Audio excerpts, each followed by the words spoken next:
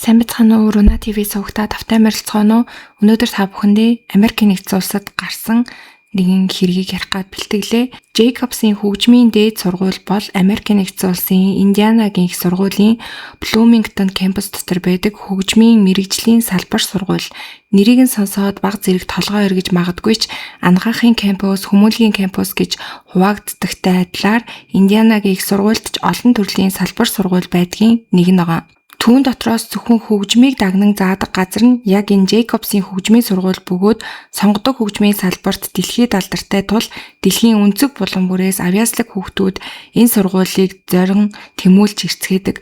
Мөн энд жил бүрийн 100 The Summer String Academy буюу зуны чавхтас хөгжмийн академи нэртэй кемп зохион байгуулагддаг.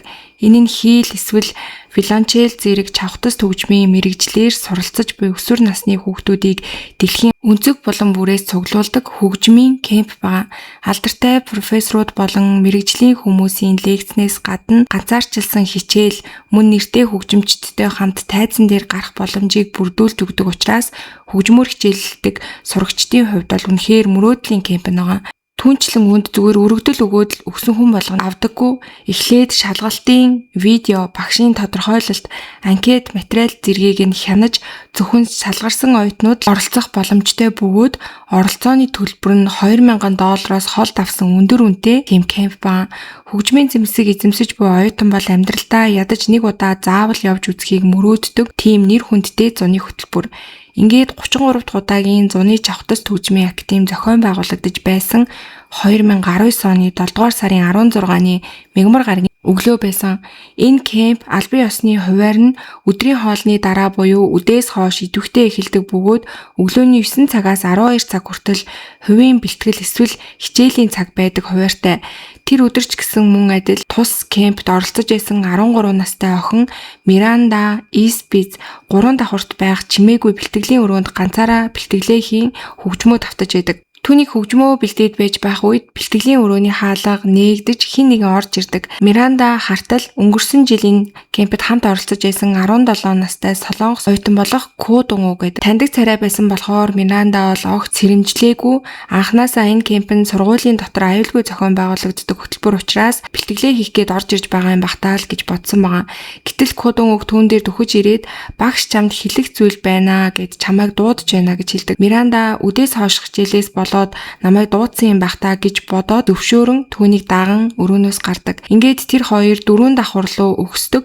Гэвч Кодонгийн чиглэсэн газар нь бол хичээлийн өрөө биш, бэлтгэлийн өрөөч биш байсан. Хүмүүсийн хөл хөдөлгөөн бараг байдаггүй, хувцас солих өрөө рүү тэр явдаг.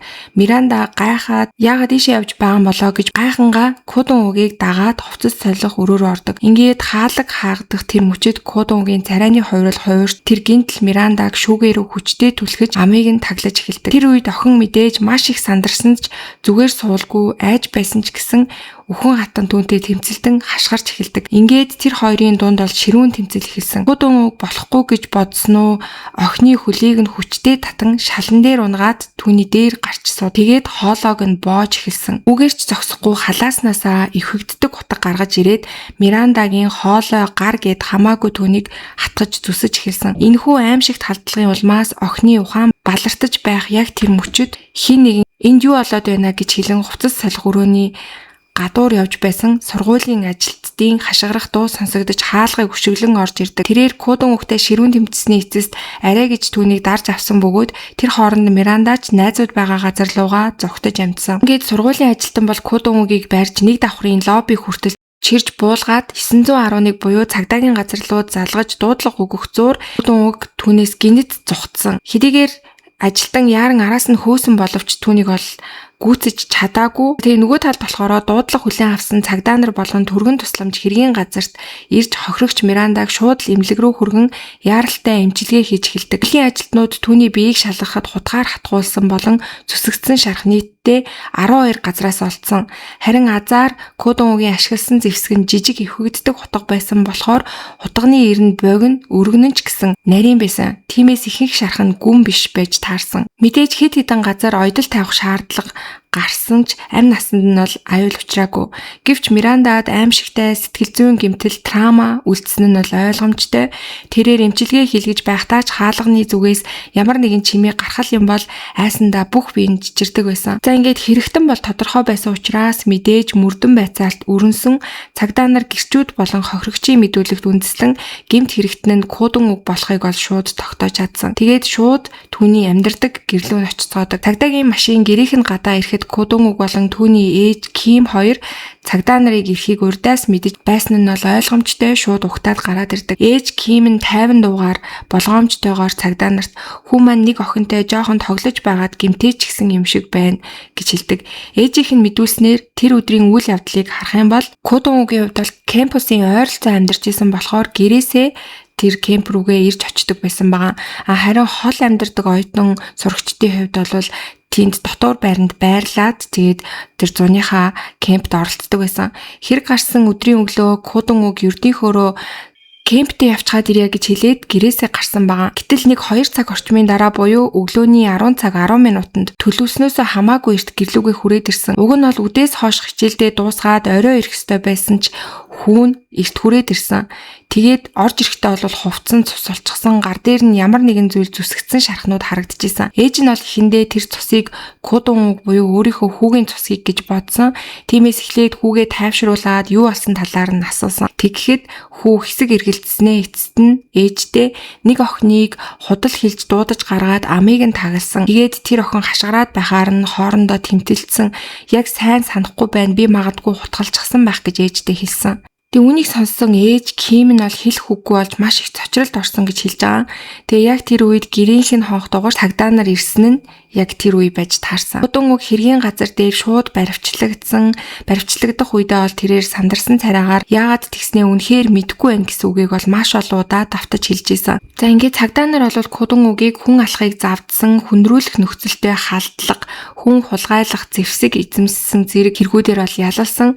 Тэгээд удалгүй шүүх хурал эхэлдэг. Шүүх хурал дээр болохоор кодон үгийн өмгөөлөгч шүүгдэгчийг сэтгэл гутрал болон гэмтлийн дараах стрессийн эмгээгээр шаналж байгаа гэж мэдэгдсэн. Кодон үгийн хувьд бол хүүтэн зэвсэг авч явсан болон хохирогчийг хорьсон баримтаа бол хүлээн зөвшөөрж исэн. Ял шитгэлийн оронд эмчилгээ олон тэнсэн харгалзах ял оноож өгөхийг хүсэж исэн байгаа. Ялангуяа кодон үгийг Солонгост очиж эмчилгүүл боломжтой болгох үүднээс тэнсэн харгалзах ял оноож Солонгос руу албатан гаргах шийдвэр гаргаж өгөхийг өмгөөлөгч талаас бол шүүхээс хичээнгүйлэн гуйж исэн. За тэгээ шүүх хурал дээр бол мэдээж хохирогч Мирандагийн эцэг их бол өөрсдөө оролцсон.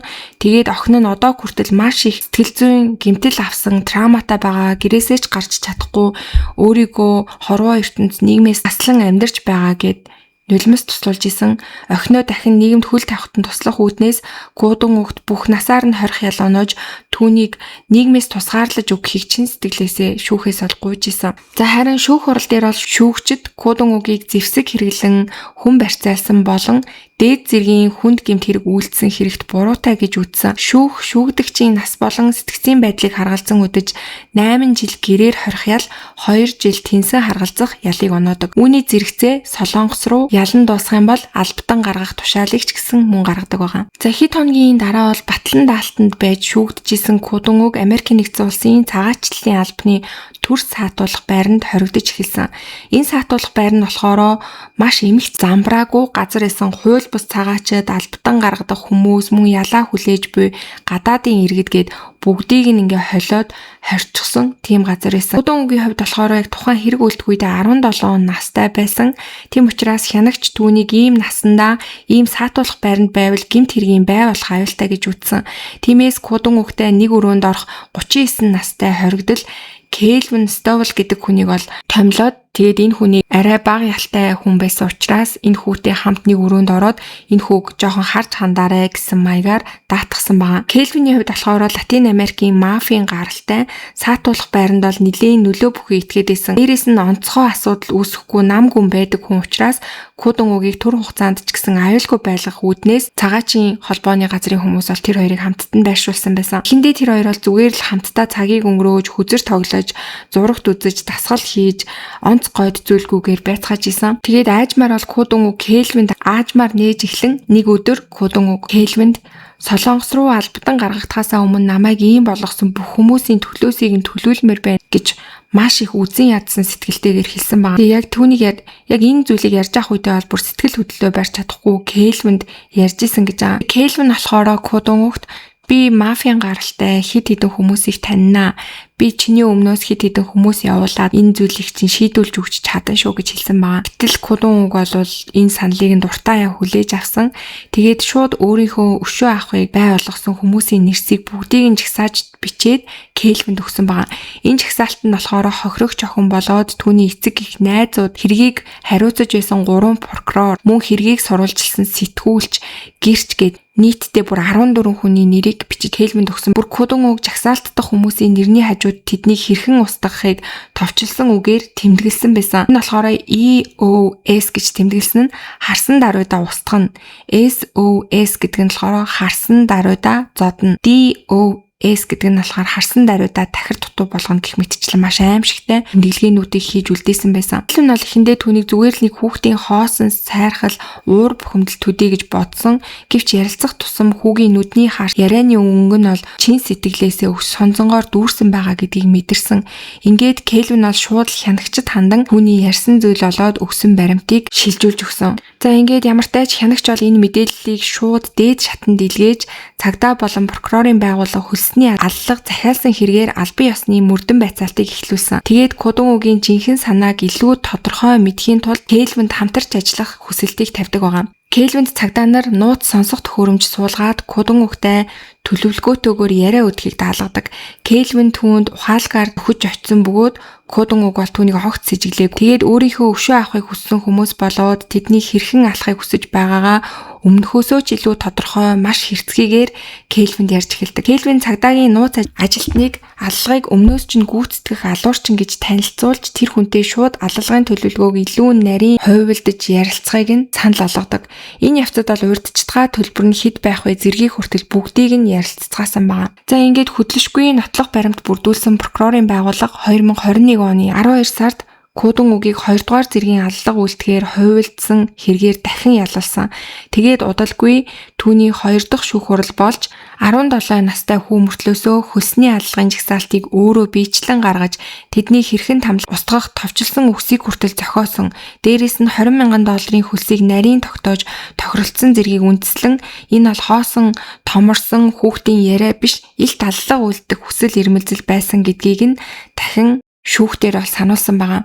Ингээд шүүх хуралдаан бол нэлийн ширүүн басны эцэст шүүх прокурорын талд шийдвэр гаргаж Кодон үгийг хөлсний аллага захиалсан хэрэгт буруутай гэж үзэн 24 жилийн хорих ялыг оноосон байгаа.